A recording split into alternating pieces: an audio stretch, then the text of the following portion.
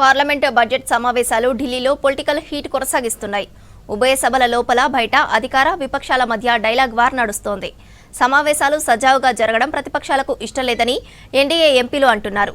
అయితే దేశ భద్రత, ఆర్థిక వ్యవస్థ, రైతుల ప్రయోజనాల వంటి ముఖ్యమైన సమస్యలపై తమను మాట్లాడివ్వడం లేదంటూ ఎదురుదాడి చేస్తున్నారు విపక్ష ఎంపీలు.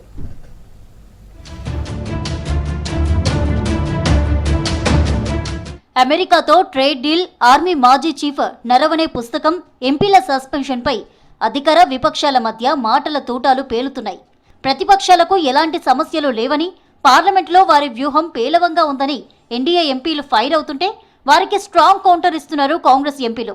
ప్రజాస్వామ్యాన్ని విపక్ష ఎంపీలు అగౌరవపరుస్తున్నారని ఆరోపించారు కేంద్ర మంత్రులు రామ్దాస్ అథవాలే, గిరిరాజు సింగ్. కాంగ్రెస్ ఎంపీలు చిన్నపిల్లల్లా ప్రవర్తిస్తున్నారని విమర్శించారు. और इस संविधान का अपमान करने की कोशिश मतलब अपोजिशन तरफ हो रही है, ये बिल्कुल हम बर्दाश्त नहीं करेंगे और विपक्षी दलों के एटीट्यूड का हम विरोध करते हैं। ये दुर्भाग्य है, संसदीय इतिहास में पक्ष और विपक्ष होते रहा है और ट्रेजरी बैंक का केवल दायित्व नहीं होता सदन को चलाना। पहली बार देश में राष्ट्रपति के अभिभाषण पर इस तरह का हंगामा करे, ये तो अबोध बालक की तरह कर रहे हैं।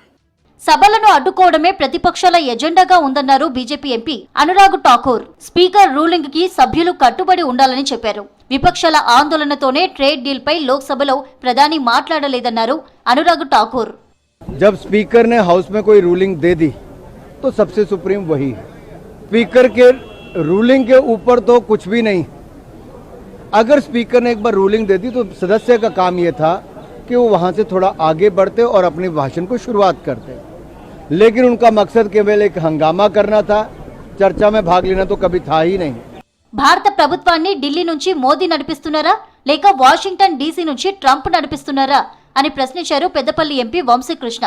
విపక్ష సభ్యుల ప్రశ్నలను ఎదుర్కొనే దమ్ము బీజేపీకి లేదని, అందుకే ప్రధాన ప్రతిపక్ష నేత రాహుల్ గాంధీని లోక్సభలో మాట్లాడనీయకుండా అడ్డుకుంటున్నారని మండిపడ్డారు. రాహుల్ గాంధీ గారు ఒకటే ఒక క్వశ్చన్ అడుగుతున్నారు. ఈ ట్రేడ్ డీలు, ఈ నకాబ్ ఏదైతే ఉన్నదో అది బయటకు తీసేసి పడేసినారు. మోడీ గారు ఎక్స్పోజ్ అయిపోయినారు. ఈ మేక్ ఇన్ ఇండియా స్టోరీ ఏదైతే నరేంద్ర మోడీ గారు ఇప్పటివరకు గట్టిగా పెద్దగా చెప్పుకున్నారో ఆ స్టోరీ మొత్తాన్ని ట్రంప్ చేతిలో పెట్టేసి ఆమ్ ఆద్మీని ద్రోహం చేసినాడు అని చెప్పి స్పష్టంగా తెలుస్తుంది. పార్లమెంటులో వాస్తవాలు బయటకు రాకుండా బీజేపీ అడ్డుకుంటోందన్నారు కాంగ్రెస్ ఎంపీ చామల కిరణ్ కుమార్ రెడ్డి. రాహుల్ గాంధీ మాట్లాడుతుంటే కావాలనే స్పీకర్ మైక్ కట్ చేశారని, దీనిపై నినాదాలు చేస్తే తమను కూడా సస్పెండ్ చేశారని చెప్పారు. ఎందుకంటే 8 మంది ఎంపీలను కేవలం నోరు నొక్కే ప్రయత్నమే కాదు, కొంతమంది ఎంపీలను ఇప్పుడు కూడా హౌస్ అడ్జర్న్ చేసిర్రు. మమ్మల్ని ప్రజలు గెలిపించి చట్టసభలకు పంపించింది ప్రజా సమస్యల మీద మాట్లాడడానికి. ప్రేక్షక పాత్ర వహించి బీజేపీ చేస్తున్నటువంటి పనులను చప్పట్లు కొట్టి వాళ్ళు చేసేదంతా కరెక్ట్ ఉందని చెప్తే తప్ప మైకులు ఇచ్చే పరిస్థితి లేదు. ఎందుకంటే ఈ విధంగా రాజకీయం చేయడం చాలా తప్పని తెలియజేస్తున్నాం. ఆర్మీ మాజీ చీఫ్ నరవనే రాసిన పుస్తకాన్ని రాహుల్ గాంధీ చదవడానికి అనుమతించకపోవడం అన్యాయమన్నారు కాంగ్రెస్ ఎంపీలు రాజీవ్ శుక్లా, ప్రమోద్ తివారీ. బీజేపీ ఎంపీలు నెహ్రూ, ఇందిరపై తప్పుడు ఆరోపణలు చేస్తున్నారని ఫైర్ అయ్యారు. ప్రధాని మోదీ క్షమాపణ చెప్పాలని డిమాండ్ చేశారు కాంగ్రెస్ ఎంపీలు. भारतीय जनता पार्टी की शब्दावली और मैं ये कहूंगा दुख के साथ कि सर्वोच्च नेताओं के इशारों पे जिस तरह की घटिया शब्दावली का प्रयोग हो रहा है वो भारत के राजनीति के लिए काला दिन है. యుఎస్ ట్రేడ్ డీల్ తో మన రైతులు ఆగమవుతున్నారని అన్నారు సమాజ్వాదీ పార్టీ చీఫ్ అఖిలేష్ యాదవ్. మన ఆర్థిక వ్యవస్థను ఇతర దేశాలకు తాకట్టు పెడుతున్నారని ఆరోపించారు.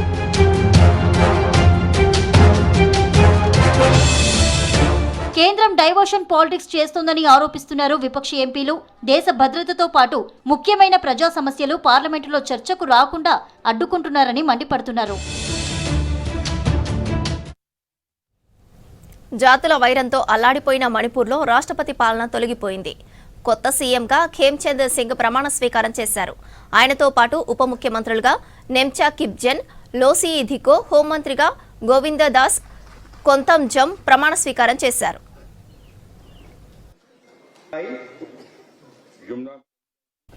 మణిపూర్లో కొత్త సీఎం ఖేమ్చంద్ మైతీ వర్గానికి చెందినవారు.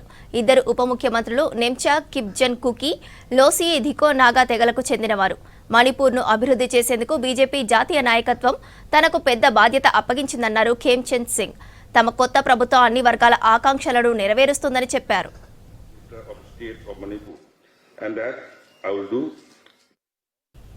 మణిపూర్లో 2023 మేలో జాతుల మధ్య ఘర్షణలు హింసాత్మకంగా మారి 260 మందికి పైగా మృతి చెందారు. వేలాది మంది నిరాశ్రయులయ్యారు. గతేడాది ఫిబ్రవరిలో అప్పటి సీఎం బీరేన్ సింగ్ రాజీనామా చేయడంతో రాష్ట్రపతి పాలన విధించారు. మణిపూర్లో కొత్త ప్రభుత్వం ఏర్పడటంతో దాదాపు ఏడాది తర్వాత రాష్ట్రపతి పాలన తొలగిపోయింది.